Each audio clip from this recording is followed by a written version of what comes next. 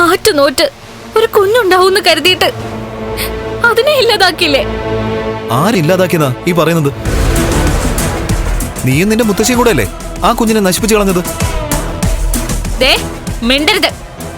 ഒരു തരത്തിലും ലക്ഷ്മിയും കണ്ണനെയും തകർക്കാൻ കഴിയില്ലെന്ന് ഉറപ്പായപ്പോഴാ എനിക്കും എന്റെ മുത്തശ്ശിക്കും കടുംകൈ ചെയ്യേണ്ടി വന്നത്.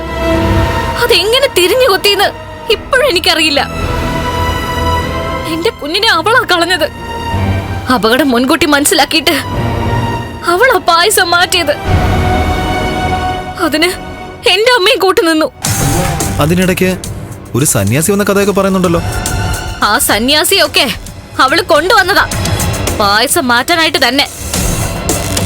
അവൾക്കില്ലാത്ത കുഞ്ഞ് എനിക്കും വേണ്ട. അതാ അവളുടെ മനസ്സിലിരിപ്പ്. അതിനു വേണ്ടിട്ടാ ഇതുപോലൊരു വൃത്തികെട്ട നാടകം കളിച്ചത്.